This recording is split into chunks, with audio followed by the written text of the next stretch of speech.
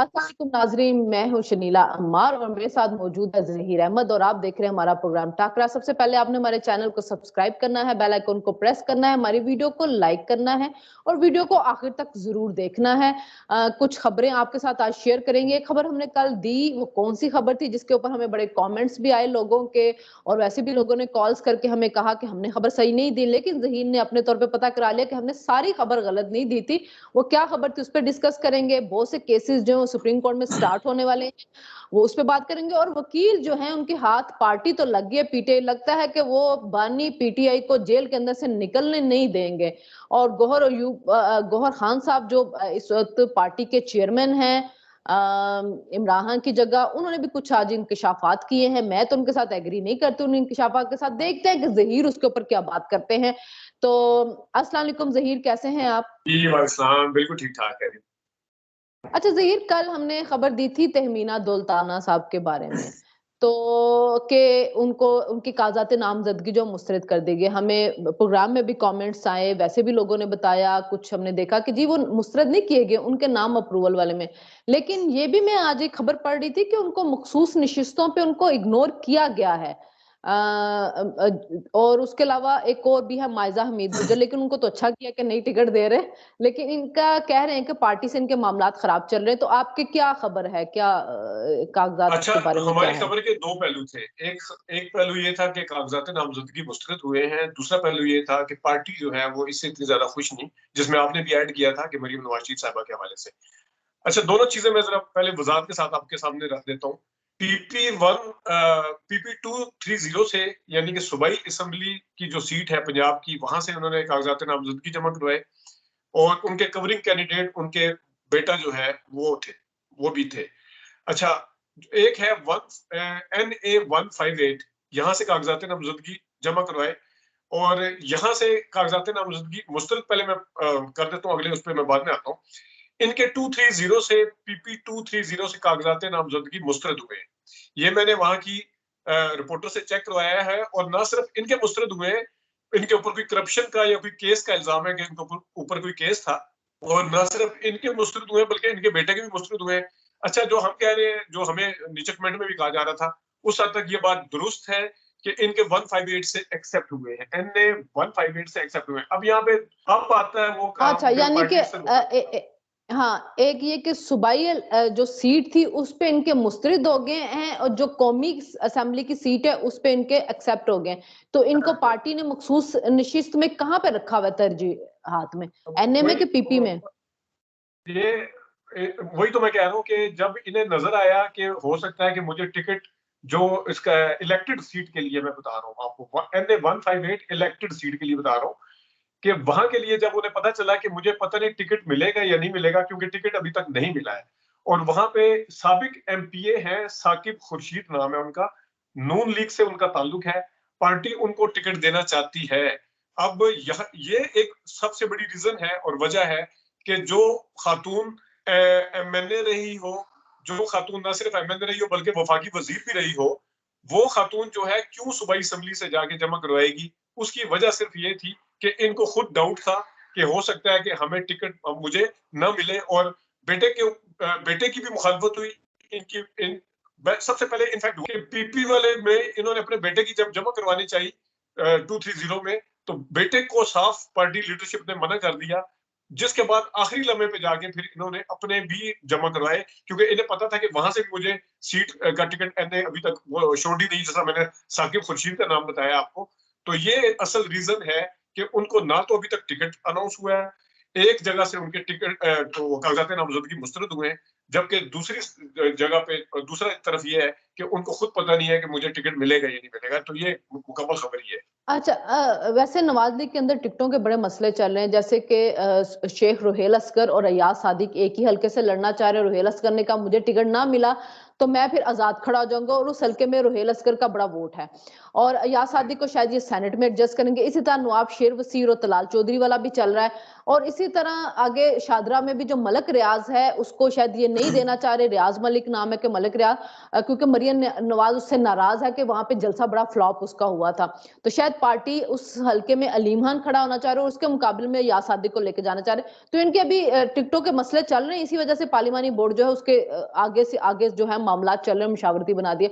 अच्छा जहीर, अब हम आते हैं सुप्रीम एक चीज कोर्ट मैं और ऐड कर दूं, एक चीज सिर्फ और, मुझे ये भी पता चला कि वैसे तो हम पहले वीडियो में बता भी चुके थे कि अंजुम वकील को टिकट नहीं मिलेगा, लेकिन ये अब वाज़ेह तौर पे खबरें आ रही हैं कि 46 से जिशान नकवी जो कि मेयर रहे हैं, और जो 47 है वहां पे शेख अंसर जो है वो भी गालिबन बलदियाती में ओहदे पे रहे थे, कोई मेयर या कुछ जो भी रहे, उनको मेयर रहे टिकट दिया थे जा जी, रहा मेयर है। ये रहे थे। हाँ, अच्छा, ये दो बंदों ये को, यानी मैं कि जी मैंने कल आपके साथ किया था कि फाइनली अंजुम वकील का तो कंफर्म हो रहा है कि उसको टिकट नहीं मिल रही। हाँ, अंजुम की।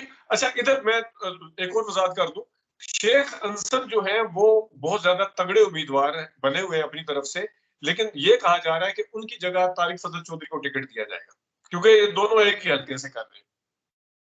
अच्छा, वैसे एक बात है, शेख हसन ने पीटीआई के दौर के अंदर बल्दियाती इलेक्शन जो था वो जीत लिया था, तो उसका मतलब है उसका कोई वोट बैंक तो है कि बल्दियाती इलेक्शन वो जीता है, अब और वो भी देखते हैं पीटीआई कि के दौर तारिक के फजल अंदर। चौधरी को या तो 47 का दे दें, फिर एक सीट अभी भी पीछे है शेख अंसर को, दूसरे वाली जो इस्लामाबाद की तीसरी है, क्योंकि एक जगह जिशान नकवी का वाज़ेह चांस है और दूसरी जगह तारिक फजल अच्छा, चौधरी का वाज़ेह चांस है बिल्कुल लेने का, तो तीसरा फिर वो जो हल्का बचता है वहां पे उसको एडजस्ट किया जा सकता है, ये वो भी फिर हो सकता शेख अंसर को एडजस्ट किया जा सकता है। है। अच्छा, सुप्रीम कोर्ट के अंदर ना मामला चलने शुरू हो गए हैं। एक तो आज चला के जो तहरीक इंसाफ के जो बानी हैं इमरान खान साहब, उनका वहां पे नाअहली का केस था, तो जजेस वहां पे बैठ के इंतजार करते रहे और शुएब शाहीन जो थे वो बाहर जाके यूट्यूबर्स के साथ बातें करते रहे। जजेस इंतजार करते करते फिर वहां से उठ के चले गए हैं।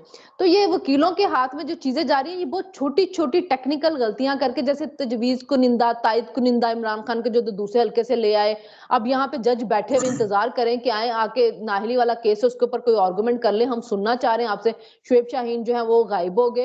ये करना क्या चाह रहे हैं इमरान खान के साथ? अच्छा, एक तो हम पहले भी आपको याद होगा पिछले हफ्ते हमने 2 दफा जिक्र किया था, सुलेमान अकरम राजा अपने हल्के में चले गए थे, आपको याद होगा हमने इस चीज को जिक्र किया था कि उन्होंने अदालत से टाइम ले लिया था कि मेरी जगह कोई और आ जाएगा, इसके ऊपर हम बड़ी डिटेल्स के साथ किया था। खैर ये तो अपनी जगह पे आज एक तो ये है कि जो लेवल प्लेइंग फील्ड वाला था केस मेरे ख्याल में वो था, ये नाइली वाला अभी सुनना है 7 रुकनी बेंच नहीं में नहीं आज जो ये थी ना, नहीं आज जिस नहीं चक्कर में वो नाहली गए थे वाला वो, था। नहीं नहीं, नाहली वाला है लेवल प्लेइंग फील्ड वाला 3 जनवरी से स्टार्ट हो रहा है, 3 रुकनी बेंच बन गया उसके नहीं ऊपर, 3 जनवरी से स्टार्ट हो रहा है।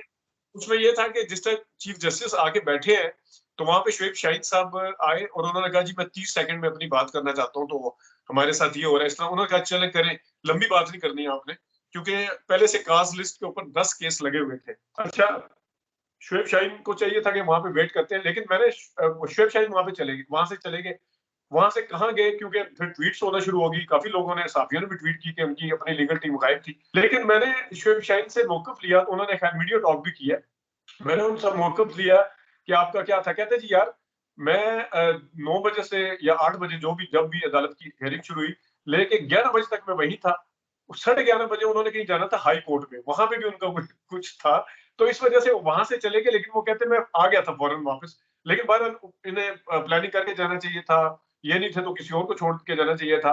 दूसरा ये एक चीज मैं और भी अच्छा, ऐड करूँ, मैंने अब तो मैं चीफ जस्टिस मैंने साहब वापस आ गए। कोर्ट के रिपोर्टर हैं हमारे, आपके भी दोस्त हैं, मेरे भी, असद तूर, उन्होंने बकायदा वीडियो लगाई थी कि जिस वक्त जज अंदर बैठे इनका वेट करे, ये बाहर यूट्यूबर से बातें कर रहे थे।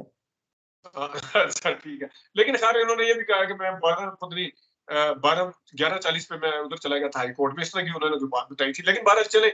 लेकिन एक चीज है यहाँ पे, क्योंकि अब इमरजेंसी का एक किस्म का माहौल है, नो डाउट के जो पहले से केस लगे हुए हैं काज लिस्ट के ऊपर उनकी भी अपनी अहमियत है, लेकिन जहाँ पे कंटेम्प्ट ऑफ कोर्ट अगर हुई है, सुप्रीम कोर्ट का जो अतर मिनल्ला का बेंच था उसके ऊपर इस तरह के मामलात को मेरे ख्याल में उसको भी प्रायोरिटी के ऊपर सुना जाना चाहिए। ये नहीं होना चाहिए कि बस ठीक है जी आप वेट करें, मैं देखते हैं, पहले बाद में देखते हैं, तो इस तरह का तासुब नहीं आना चाहिए जिस तरह के इनको बिल्कुल इग्नोर किया जा रहा है, इनकी तरफ से सुस्ती ये और काहिली जो है वो अपनी जगह पे है। वो सुस्ती नाहली जो है वो वकीलों की तरफ से हो रही है, जबकि आज लिस्ट में था भी नहीं, फिर भी जज सुनने के लिए तैयार हो गए, और अब 11 प्लेइंग फील्ड वाला 3 जनवरी से लग रहा है। उसके साथ ही एक और 7 रुकनी बेंच जो है वो बन गया है ताहियात नाहली के लिए। मुझे नहीं पता आपका ताहियात नाहली के ऊपर क्या मौकफ है, मेरा मौकफ बिल्कुल ये है कि किसी भी सियासतदान की ताहियात नाहली बनती नहीं है। देखिए, आप किसी का कत्ल कर दे कोई सियासतदान, तो उसकी नाअहली जो है 5 साल है। अगर सियासतदान जो है वो किसी बच्चे के साथ ज्यादती कर दे, नाअहली है 5 साल। लेकिन यहाँ पे 62(1)(f) सादिक और अमीन यानी कि बेटे से तनख्वाह नहीं ली या कोई आपने टैक्स छुपा लिया, आप सारी जिंदगी के लिए इलेक्शन से बाहर हो गए, तो ये नहीं होना चाहिए। मतलब जो पार्लियामेंट ने एक्ट पास किया और जिस तरह काजी फाइज ईसा कहते हैं कि पार्लियामेंट जो है वो प्रिवेल का होना चाहिए, करना चाहिए उसको, उसके एक्ट को, तो ये केस अब 7 रुकनी बेंच सुनेगी और मुझे लगता है कि 62(1)(f) के तहत जो 5 नाअहली या ताहियात उसको खत्म कर दिया जाए, क्योंकि पहले 5 ने दिया था, अब 7 ने। जस्टिस बंदियाल की बड़ी दफा इसके ऊपर मौकफ आ चुका है जिसमें उसने भी कहा था कि ये ज्यादती है। नहीं, बिल्कुल। एक तो आपकी बात से मैं इस हद तक जरूर मुत्फिक हूँ कि किसी की ताहियात नाअहली नहीं होनी चाहिए, लेकिन मामला असल में ये है कि सवाल ये उठता है कि क्या नवाज शरीफ के अलावा अगर कोई यहाँ पे ताहियात नाअहल हुआ होता तो इस तरीके से पार्लियामेंट से भी एक्ट पास होता और इस तरीके से केस जो है कोई और सुन रहे थे उसका नोटिस लिया जाता। ये एक है। मैं इस चीज के बुनियादी जो एक उसूल है वो है कि ताहियात नाअहली नहीं होनी चाहिए। अगर आप थोड़ा सा मुझे इजाजत दें तो बेंच के ऊपर थोड़ा सा हो सकता है एक और बात कर दूं, अगर नवाज शरीफ को नाअहल ना किया जाता तो ये ताहियात नाअहली वाला भी नहीं आना था। 62(1)(f) के तहत पहले बहुत से सियासतदान हुए हैं नाअहल और 5 साल नाअहल हुआ होता, कोई आम एमएनए नाअहल हुआ होता ताहियात, या किसी छोटी पार्टी का लीडर नाअहल हुआ होता, नहीं, या वो फिर अदालत तशरीह भी ना करती, कानून साजी की जाती। मेरा ये सवाल, अदालत तशरीह भी ना करती 62(1)(f) की, क्योंकि पहले बहुत से लोग 62(1)(f) के तहत नाअहल हुए हैं, 5 साल के लिए हुए हैं। ताहियात नाअहली नवाज शरीफ की दफाई डाली गई है। नहीं, मैं वही तो मैं कह रहा हूँ कि अगर बिलफर्ज नवाज शरीफ की जगह कोई और होता, ताहियात नाअहली होती, तो क्या पार्लियामेंट इसी तरह एक्टिव होती और क्या कोर्ट भी इसी तरह एक्टिव होती है? सुप्रीम कोर्ट भी तो एक्टिव हुई है ना। देखिए, ज्यादती हुई है तो ज्यादती को रिवर्स किया गया। तो उस टाइम केस कोई और चल रहा था। आपको याद है जस्टिस इजाजुल हसन पे बड़ी तनकीद हुई थी कि केस कोई और चल रहा था, मुझे वो याद नहीं, वो पीटीआई वाला कोई केस था कि केस कोई और चल रहा था, बीच में ये ले आए। तो इस मामले में भी केस कोई और था, किसी और की नाअहली के हवाले से था। तो अच्छा, उसमें इंटरेस्टिंग बात पता है क्या ज़हीर, जिस केस के अंदर 62(1)(f) के तहत कामे के ऊपर बेटे से तनख्वाह लेने पर आपने ब्लैक लॉक डिस्ट्रिक्ट के ऊपर नवाज शरीफ को ताहियात नाअहल किया, उसी केस में नैब ने उसको क्लियर किया था।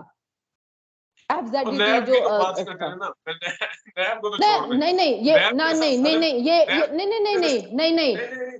एक मिनट, बात सुन ले। ये तब नैब ने क्लियर किया था जब उसने उसको अल अजीजिया में सजा दे दी थी, इसमें क्लियर किया था। इमरान खान के दौर की बात कर रही हूँ मैं वही कह रहा हूँ ना, नैब को तो आपको पता है, हम तो इसी प्लेटफॉर्म के ऊपर बात भी कर चुके हैं, नैब को खत्म हो जाना चाहिए, बहुत दफा कह भी चुके हैं। नैब जब मैं जालिम सिर्फ होने पे आपको आता बता रही कोई नहीं है, जब छोड़ने पे आता हूँ, तो जैसे छोड़ने वाला कोई नहीं है। मैं आपको बता रही हूँ कि ये इमरान खान के दौर में हुआ था और उस वक्त भी ये तनकीद लोगों ने की थी कि सुप्रीम कोर्ट और पहली बात है कि सुप्रीम कोर्ट कभी भी ट्रायल कोर्ट नहीं बनती। नवाज शरीफ के केस में ट्रायल कोर्ट भी बनी, फिर जिस केस में सजा उन्होंने नाअहल किया उस केस में नीचे क्लियर हो गया। जगह पे है कि नवाज शरीफ के हवाले से पार्लियामेंट के अंदर उनको फोकस करके कानून साजी की गई थी। आप जितना मर्जी इसके ऊपर कह लें कि नहीं जी वो कानून साजी नॉर्मल थी, या वो उनकी शख्सियत को उनकी नाअहलियत को देखते हुए कानून साजी की गई। मैं इस कानून साजी के हक में हूँ, कानून साजी के हक में हूँ, क्योंकि नवाज शरीफ की वजह से ही सुप्रीम कोर्ट ने उसका ताहियात नाअहल किया। मेरा सवाल ये है कि यहाँ नवाज शरीफ के अलावा कोई होता, नवाज शरीफ के अलावा कोई होता, आप भी क्या इसी मौकफ के ऊपर होती और क्या इसी तरह कानून साजी की जाती? मेरा ये सवाल है। बिल्कुल होते। मैं ताहियात नाअहली के हक में हूं ही नहीं किसी सियासतदान के। सियासतदान अगर देखे, सियासतदान एक आपने सजा दे दी 5 साल के लिए, वो नाअहल हो गया, और उसके बाद दोबारा के इलेक्शन लड़े, फिर आप अवाम पे छोड़े कि क्या अवाम उसकी सजा को मानती है कि नहीं मानती है। मैं वही मैं बात कर रहा हूँ। चले खैर, ये मेरा नुकता अभी भी वही है कि नवाज शरीफ के अलावा अगर किसी और का होता ना तो एक्ट पास होना था, ना हमने यहाँ पे बात करनी थी। मैं ये कह रहा हूँ। मैं आपका ओपिनियन ये पूछ रही हूँ कि क्या आप ताहियात नाअहली के हक में किसी सियासतदान के? शुरू में कह दिया वो तो जब मैंने बात यही से शुरू की है कि मैं ताहियात नाअहली के हक में है ही नहीं, ये तो मैंने पहला जुमला मैंने ये बोला है। अच्छा ज़हीर, आज बैरिस्टर गौहर की कुछ वीडियोस चल रही थी, वो अपनी पार्टी के अंदर लोगों को एक चीज के ऊपर थोड़ा सा मैं आना चाहता हूँ कि जो ये 7 रुकनी बेंच बना है, इसके ऊपर काफी तनकीद भी होगी, ये मैं बताऊँ आपको, क्योंकि उसमें सरदार तारिक नहीं है और जस्टिस अतर मिनल्ला नहीं है। लेकिन यहाँ पे मैं एक चीज वजाहत के साथ दे दूं कि अतर मिनल्ला साहब क्योंकि ये विंटर वेकेशन जो हुई थी वो कोर्ट में बैठे रहे हैं तो वो रुखसत पे है।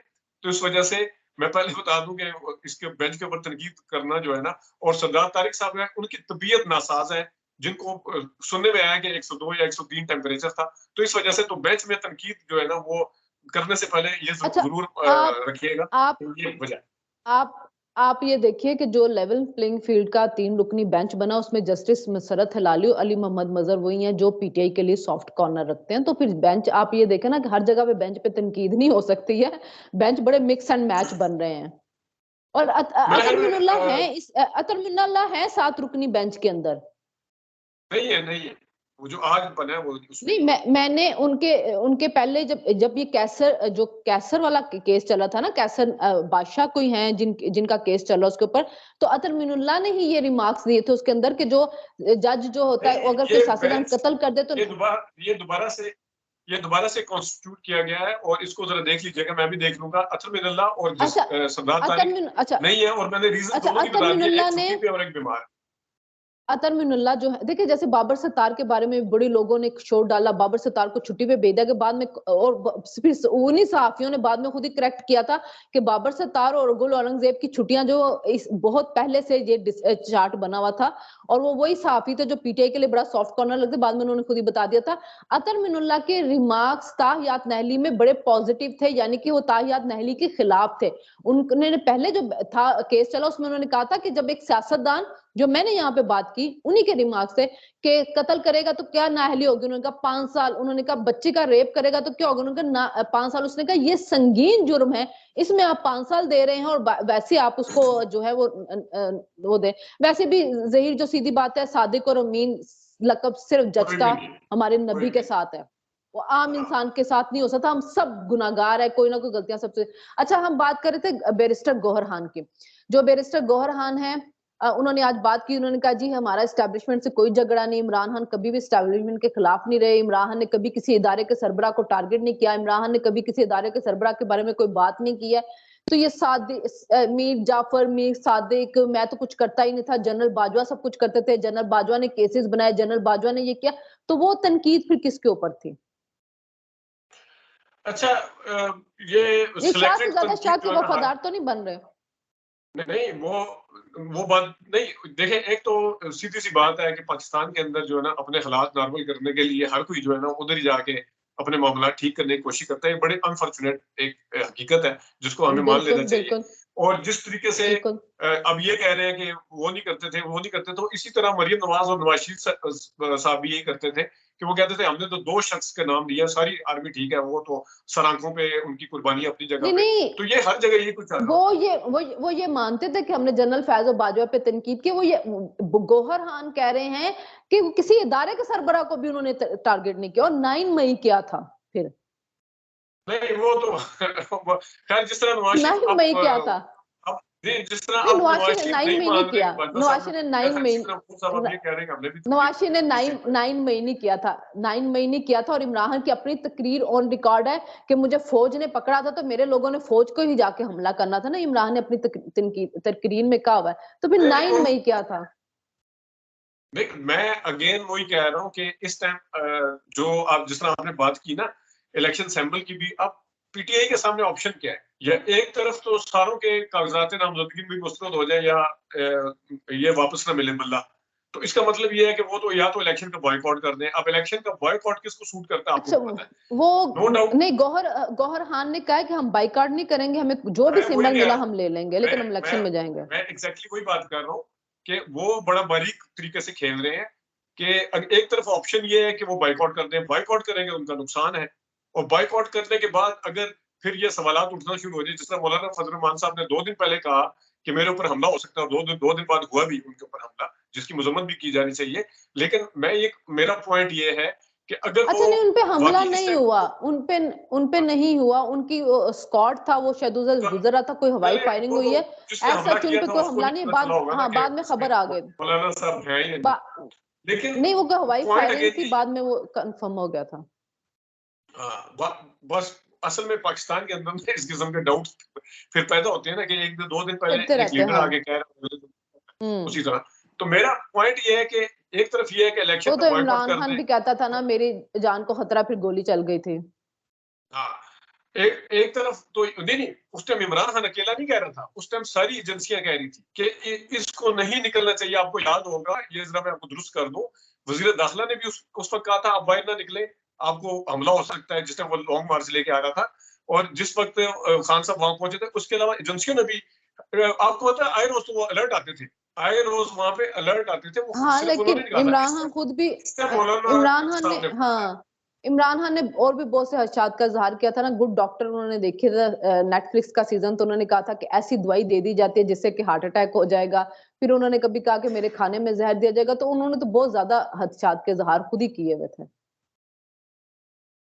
नहीं, वो तो फिर देखे ना, वो ये तो फिर पूरी हिस्ट्री है। अगर आप वो जनरल आसिफ नवाज जंजूआ तक जाएंगे तो फिर तो इस तरह की बातें तो होती हैं, फिर आपको वो पता फिर हिस्ट्री, वो फिर तो जस्टिस सेठ वकार भी आ जाता है, फिर जस्टिस अरशद मलिक भी उसमें आ जाता है। फिर तो हिस्ट्रियां है। तो और बहुत वो से लोगों की खुलती है ना शबाशी फिर। वाले तफ्तीशी भी आ जाते हैं, गवाह भी आ जाते हैं, फिर खाली कहना फिर खाली हिस्ट्री अरशद हिस्ट्री मलिक भी नहीं आता। खुलती है ना। हाँ हाँ, ठीक फिर है। हिस्ट्री आप खुलते तो फिर बहुत से जज सेठ वकार भी आ जाता है फिर उसमें। और फिर उसमें कंदील बलोच भी आ जाती है। फिर हिस्ट्रियां तो फिर खुलती हैं तो बहुत आगे तक जाती हैं। हिस्ट्रियां अच्छा, फिर चले ये हम खुलती हाँ, हिस्ट्रियां खुलती बड़ी लेट है जाके, और खुलनी भी खुल जाती हैं कभी ना कभी जाके।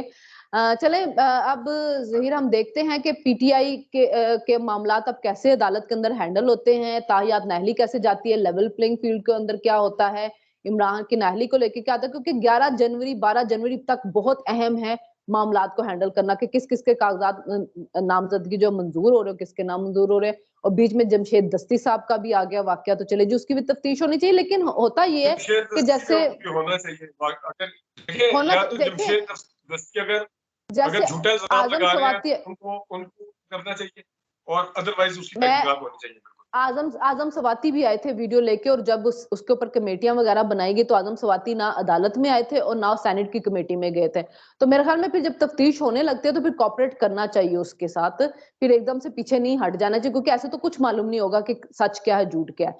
तो जरूर जमशेद दस्ती जो इल्जाम लगा रहे हैं उसकी जरूर तहकीकात होनी चाहिए।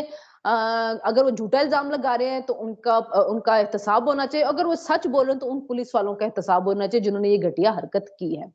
आपसे फिर मुलाकात होगी। आप हमारे चैनल को सब्सक्राइब कीजिएगा, लाइक कीजिएगा, और फीडबैक जरूर हमें दीजिएगा। बड़े अहम मुकदमे चल रहे हैं, उनके आपका कमेंट आना बड़ा जरूरी है। अल्लाह।